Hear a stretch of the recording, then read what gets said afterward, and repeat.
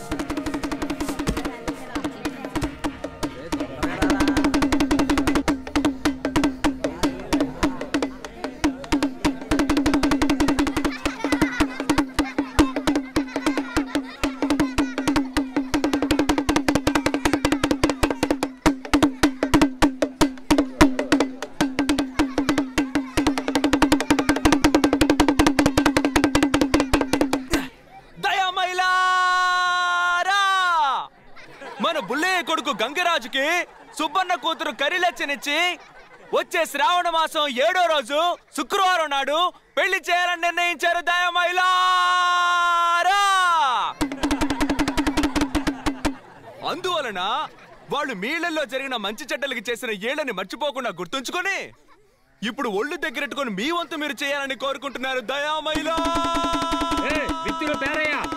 దండోరో కొట్టే పని మాత్రం చూడు. ఏళ్ళ సంగతి మేము చూసుకుంటాం పో.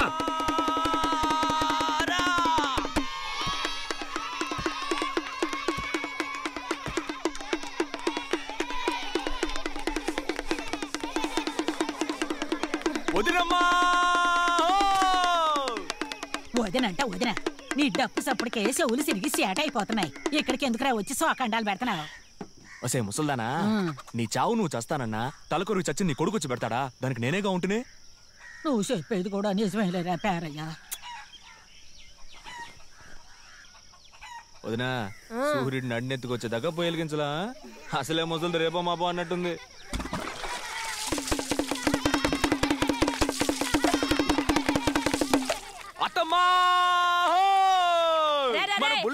తెలుసులేరా సర్లేగా నల్లుడు, నీకెప్పుడురా పెళ్ళే? ఈ రాజు తెచ్చుకుంటే ఆడపిల్లలు కొదవా? నువ్వు వేడన్నం తీసుకొచ్చి నీ అల్లుడికి మూల ఆకేసి అన్నం పెట్టు, చిట్టికేసేలోగా కట్టేస్తాగా నీకు తాళిబొట్టు. ఏమావా? రే అల్లుడు జాగ్రత్త రోయ్, దీనికి తాళిబొట్టు సరిపోదు, పెద్ద మోగుతాడు గట్టి లేపు. యావయో, నీ అల్లుడు చేసుకుంటానని నోరు తెరిసి అడుగుతున్నాడే, చేసుకోమంటావా? నీ లక్క పెడతా మొహానికి రాజు కావాల్సి వచ్చాడా? నోరు సచ్చినోడా, నీకు నోరు సాగుతోంది రాయ్. అక్కయ్యో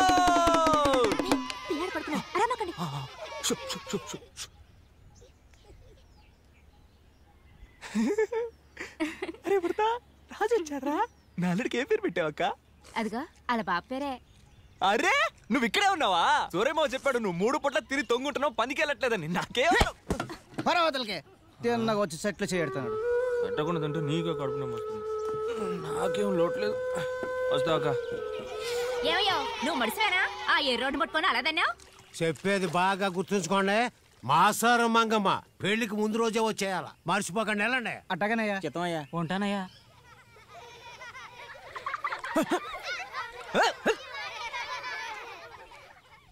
పెద్దమ్మా రాజు వచ్చాడు. రండి రాజుగారా. ఏరి మీ మంత్రి గారు ఎక్కడా? మా మంత్రి సంగతి సరే, తమరి మంత్రి గారు పంచలోంచి తొంగి తొంగి చూస్తున్నారు, చూసుకో. వసాయ్ పెద్దమ్మా, నీ చెవులు బొక్కడిపోయాయేంటి? ఎక్కడే ఉన్నా రాజు కడుపు కాలిపోతుంది. ఏ ఉంటే తెచ్చిపడే. ఈ రోజు నీ ఇంట్లో ఎంగిలి పడాలనుంది. ఎవరికో తప్ప దక్కది అదృష్టం. పో పో. అంతా నువ్వు ఇచ్చినల్సే ఎట్టా పెత్తనం జలాయిస్తున్నాడు చూడు. ఏరా ఇవాళ నీకే కొంప దొరకలేదా? ఈ ఊళ్ళో నువ్వు తప్పు ఏ టక్కులాడి పొద్దునే వంట చేస్తుందంట. లేదంటే వదిలే, బండి కట్టేస్తాను.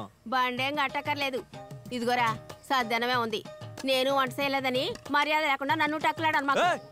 నువ్వు అసలు ఆడదానివేనా? ఒట్టన్నం పెట్టేళ్తున్నావు. నంచుకోవడానికి ఎర్రగడ్డ పచ్చిమిరకాయలు ఇవ్వాలని తెలియదు. ఓరి దేవుడు, ప్రాణం తినేస్తున్నాడు. ఏం పెట్టినా ఊరు పెట్టని పేరు వచ్చినట్టు మాట్లాడా? ఆవు తౌడు నీళ్ళు తాగుతున్నాడు, పొద్దుకూకులు తాగుతూనే ఉంటాడా? ఇలా సూడు పేరయ్యా, ఇది ఒక్కటే సరిపోదరా, ఇంకోటి ఉంది. ఇప్పుడు నువ్వే చెప్పు. నీకు ఒక్కడే పెదనా, కానీ ఎంతమంది పెద్దమ్మలో చెప్పు. నాకెలా పెట్టినా తెలుస్తుంది? నాకు తెలియదు. లెక్కెట్టడానికి ఏళ్ళు సరిపోవు. ఏవే నీకేమన్నా తెలుసా? తెలవదు. అదేదో నీ మంత్రిని అడుగు.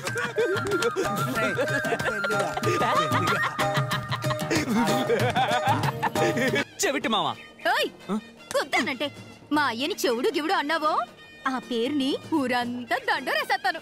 వద్దు రంగమ్మ, పేరేం బాగాలేదు, నాకు కంపరంగా ఉంది. సరే ఇద్దరం ఒకటి అనుకుందాం. అత్త మామ ఇద్దరు సాచో, నేను మీ